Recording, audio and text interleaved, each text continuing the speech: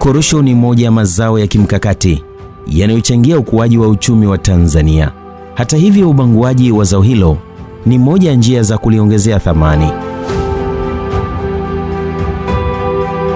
Tanzania Delicious Cashew ni miongoni mwa viwanda vinavyoendelea kuandika historia ya ubanguaji wa korosho nchini.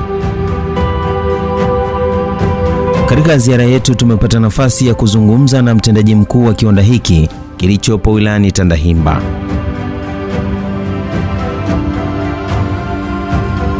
Kwa niaba ya mwandaji Amani Ngoleligwe, msimuliaji wako ni mimi Christian Ngao. Karibu.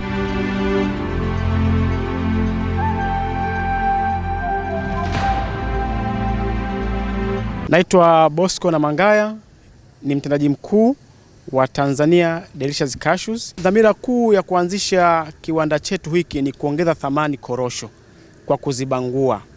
Kwa tuliamini tukifanya hivyo tutatengeneza namba kubwa ya ajira kwa vijana, wanawake na wengine.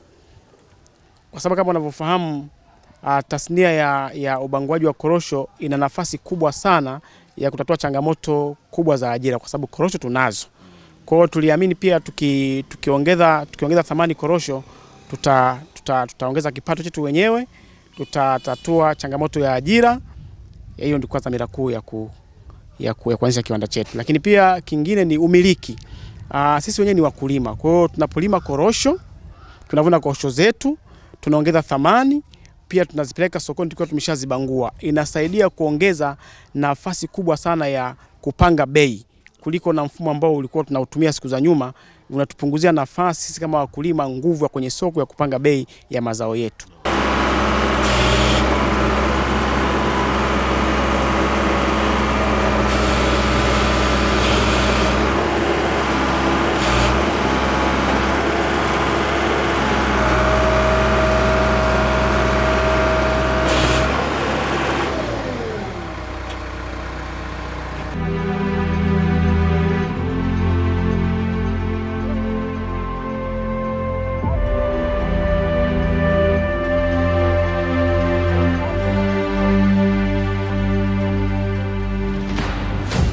Maganda ya korosho yana kazi kubwa sana. Kwanza kwenye maganda ya korosho kuna mafuta ya korosho yaitwa CNSL, Cashew Nut Shell Liquid, mafuta haya.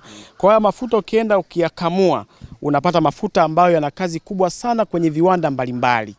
Kwenye viwanda hivi vya magari, nafikiri kwenye zile mambo ya brake na clutch, mafuta yanatumika, lakini yanatumika kama vilainishi, lakini pia yanatumika kutengeneza madawa mbalimbali ya kuua wadudu, lakini pia inatumika pia kutibu mbao. Ukipaka haya mafuta ukishakamua, ukishapaka inazuia mbao zishambuliwe na mchwa.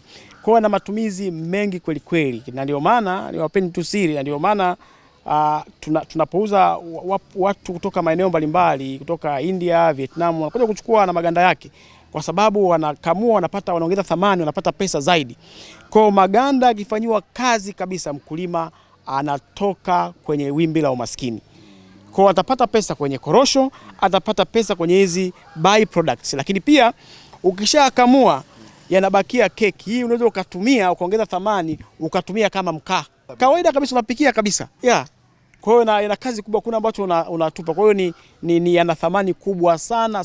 Kwa maganda ya korosho peke yake itapunguza ile hali ya ukataji miti ovyo, deforestation. Kwa hiyo tunaweza kutumia maganda ya korosho pia kuwasaidia kama chanzo kingine cha nishati. Mbali na kuongeza thamani ya korosho, viwanda hivi vinaendelea kufungua ajira kwa mamia wa Tanzania na kuchochea maendeleo ya jamii inayowazunguka.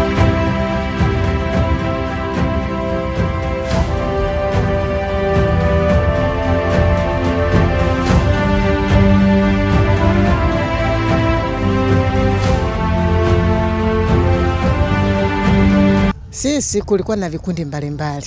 Kwa mfano kikundi chetu kilikuwa kinaitwa Wama, wengine kikundi kingine, wengine Kitama, wengine Luagala.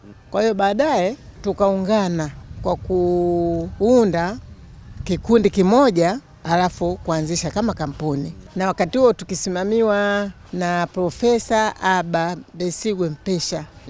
Yeye ndiye aliyetupa wazo, akasema mubangue wenyewe mtapata manufaa. Kwa kweli tulikuwa watu wengi, lakini tukabakia watu 8 tu pamoja na Bosco. Tukaanza kuchangishana korosho, kila mmoja akawa analeta gunia moja kutoka shambani. Baada hapo ndio tukapata msingi wa kuanza ubanguaji. Kupitia uwekezaji katika viwanda vya ubanguaji, Tanzania inaendelea kupiga hatua katika maendeleo ya tasnia, huku wakulima wakinufaika zaidi na zao lao.